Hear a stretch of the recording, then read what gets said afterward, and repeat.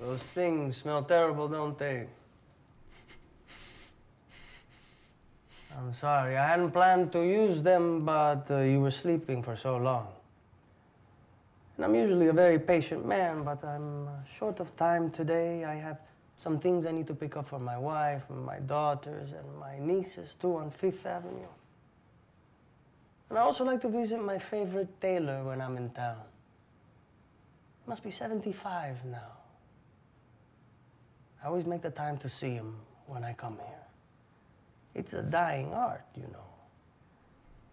I have many tailors that I like back in my country, and they're good, but, well, this is New York. I did have a favorite tailor that lived in Buenos Aires, but he died. Must be like 5 years ago. He made, fantastic three-piece suits. Very comfortable, had a certain flair, but always kept an impressive, commanding style. You know?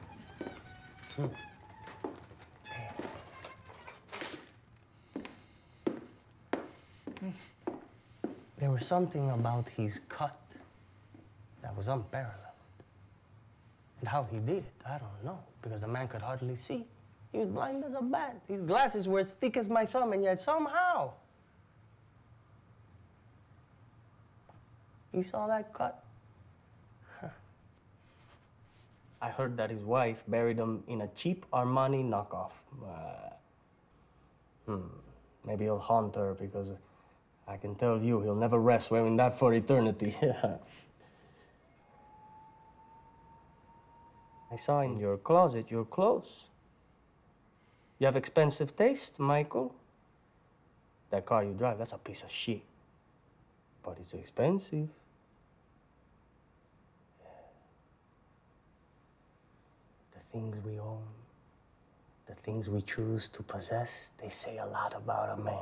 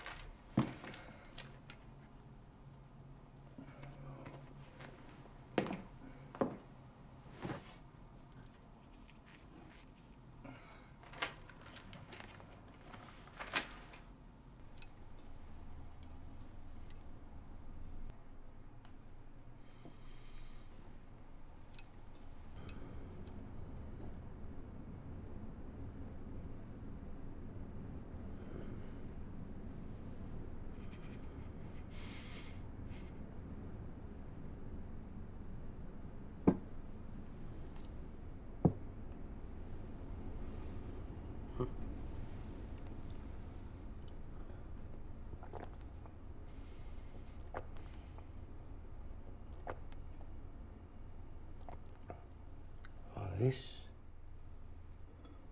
It's okay. You can look at it if you like. It's kind of knotted, no? My daughter once told me that it looked like a tree branch. I can see that a little bit. Children. So interesting the way they look at the world sometimes. You know, when I was a boy, my father gave me a puppy, a Rottweiler. I got him, he must have been 2 weeks old. Yeah, I was 5 years old. I never had a dog then. Now, I always keep a kennel. But my father brought home the dog, and I named him Sancho. My Sancho. A teacher that I had in school back at the time had told us about Don Quixote. So there I was, Don Quixote, and this slobbering, beautiful, big black dog was my Sancho. Well, he wasn't big at first, but soon he was bigger than me. But I would wear my costume and brandish my wooden sword and shield. and I would dress my Sancho up. I tell you, that dog tolerated me to no end. He would let me put paper helmets on his head. I put capes and pretend armor on the dog. Oh my God. Sometimes I pretend he was my horse. But he let me do it. He let me do anything I wanted. I was his master. So he let me do all these ridiculous things. Dogs are the funniest animals. I mean, you can see them smile sometimes if you watch. Have you ever had a dog? No. No? Well, if you had one, you'd know what I mean. I took that dog with me everywhere. He would sleep in the bed with me. He would follow me all over the house, in and out of the kitchen. He laid all over everything, and that would drive my mother crazy. Ay, Dios mío. He would slobber all over everything all the time. But my father had given him to me, so that was that. He said, Javier, I'm giving you this dog. He's yours. I'm not going to wash him or feed him or anything. He's your dog. He's your responsibility. And I did it. Oh, I did it. And I did it for many years. Washing, feeding, everything. 7 years. 7 years of feeding, washing, playing, feeding. Huh? You tell me a kid, a young kid like that, who's going to every day take such good care of his dog. But I didn't care because I love my Sancho. Then, one of the worst days of my life, he disappeared. He was gone. I woke up one morning and he just wasn't there. And I looked everywhere for him. Sancho! Sancho! Sancho! Sancho! Sancho! Sancho! I had all the ranch hands and the servants looking all over the property. No one found him. No one had any idea where he was.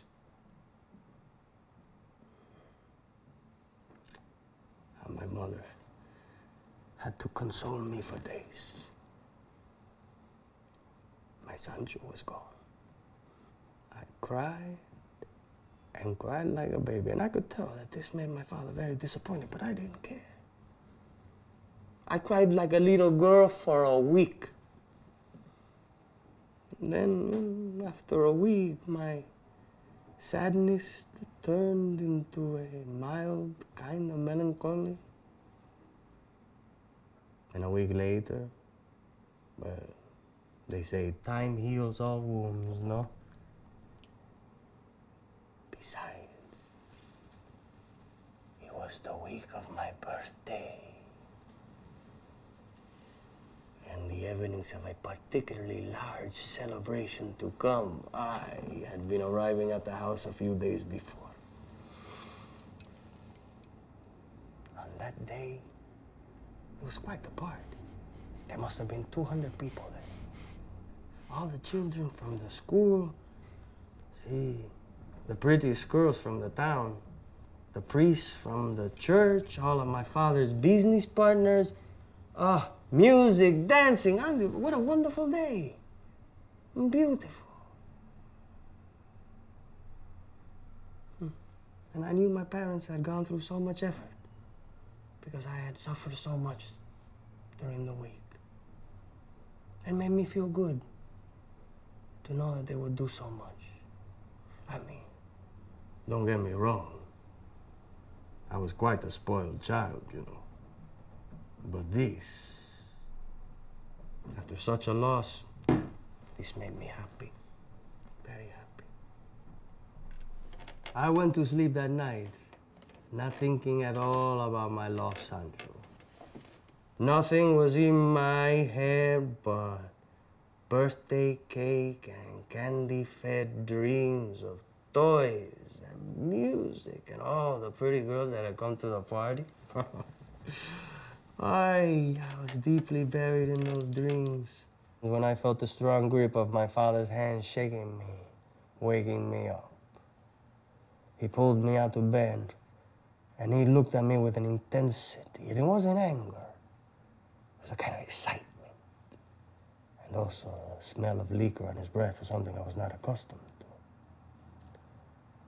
Get out of bed, he told me, and of course, I always did what he said, but this level of intensity I'd never seen before scared me, so I quickly did as though. I must have been 2 or 3 in the morning. And he took me out of the house still wearing my pajamas.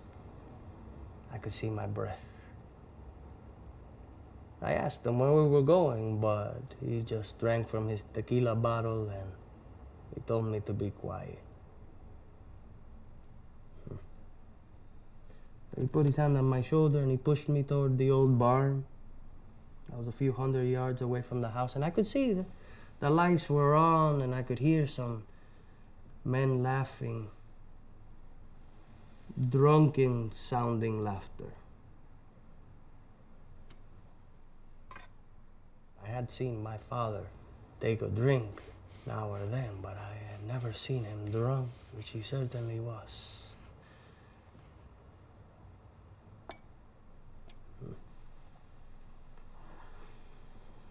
But he led me in, and I could see several men were there, some of his associates, men who worked for him. Some of them I remember because whenever they came around, they always frightened me. I remember the smell of liquor, cigar smoke, manure. They all made way for me as I walked the gauntlet, each of them patting me on the back with their heavy, calloused hands, calling me jefe and hombronazo, some with growing smiles on their faces, others more grim, serious expressions.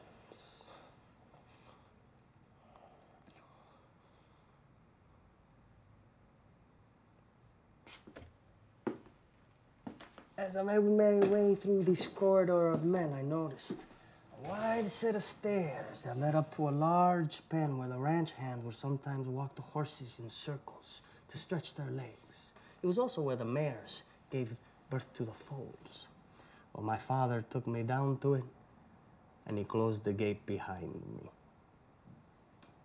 I was a bit confused, but I thought there must be some kind of present for me there on the other end. The other side of the pen was completely dark, but I could see some sort of shape in the darkness. One of my father's associates, a fat man with a thick mustache named Guillermo, he stood next to my father, grinning down at me. And I remember thinking that mustache could prick my finger. And he tossed a machete down next to me. When I think back to my thought then, I thought it was a bit much to open a piñata with a machete, huh? The mind of a child.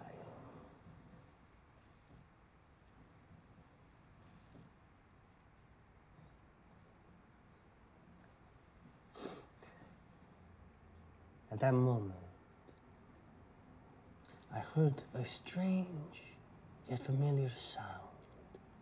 A low groan come out of the corner, and the shape that I couldn't make out at first began to move toward me. It was Sancho. I'd say it was him. Physically, I suppose it was the same dog, but my immediate sense of joy quickly turned to horror as he came into the light. Even against his dark brown and black fur, I could see the dried blood, the lacerations on his hide,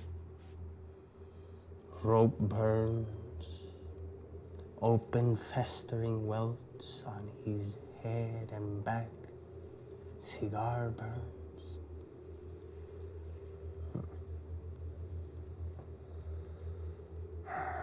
My first thought was to think that he had been caught in barbed wire for days, because that's how he looked. But no. That weird look in his eye that I had never seen before. I even heard a low growl deep in his throat. But my feelings for him made any sense of caution give way to concern.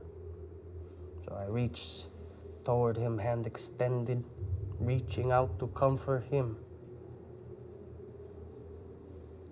It did not occur to me that my father had taken Sancho and given him to his associates, and that during those past weeks, the animal had endured such brutality that they had driven away from him any love for me or any sense of anything other than violence and pain.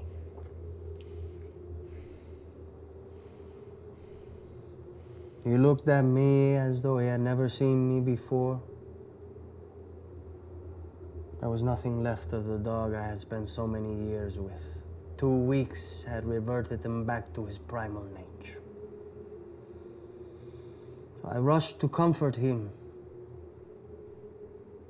and his jaws clamped down on my hand like a vice, crushing it like paper, tearing the flesh beneath his teeth. The new nature of our relationship was quickly known to me, as he thrashed me about like a rag doll all over that straw, dirt, and shit-smelling pen.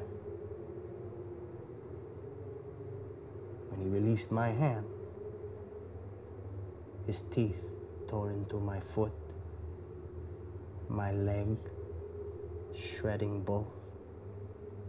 Then he was on top of me, foaming saliva dripping onto my face and mouth as he tried to get past my arms to my neck. Somehow, I kicked him onto his back for a moment, and I grabbed a machete off the floor.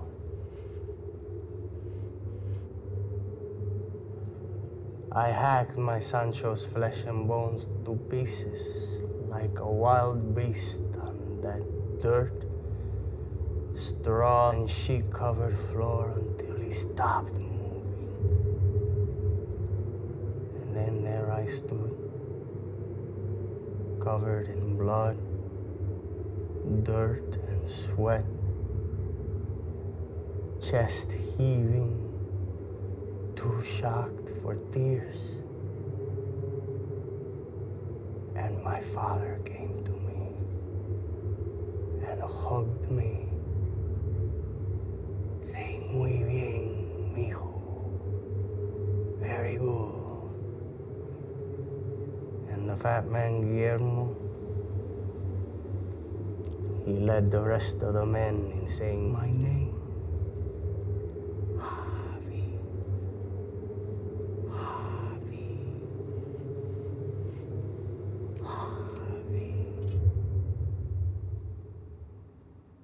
The first time I killed anything other than an insect.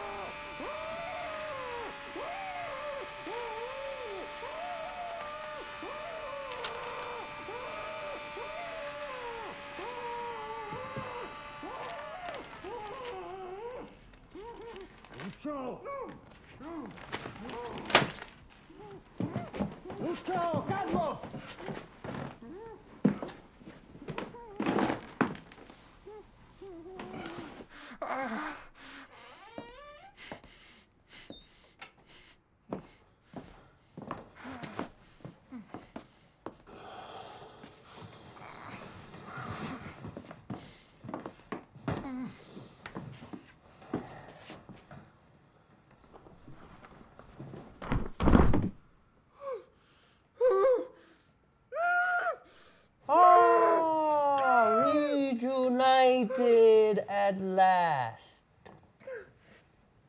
She was beautiful, wasn't she? But as beautiful as she was and good in bed, I knew the beach was gonna be a problem eventually. You can take the girl out of the whorehouse, but never the whore out of the girl. As a mistress, though, she was very pleasing. I knew her in the most intimate ways, in all the ways that a man could know a woman. But last night, when she was sitting in front of me, similar to how you are now, that's when we really got to know each other. And she didn't know where you put it. Well, believe me, she would have told me. It didn't take much, though, for her to tell me that you were involved.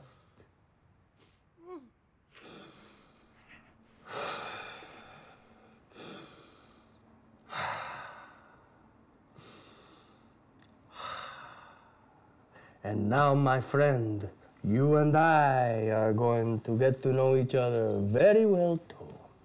We are going to spend some very, very intimate times together.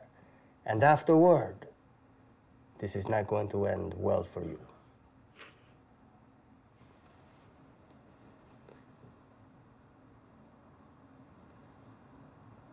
Where's the money?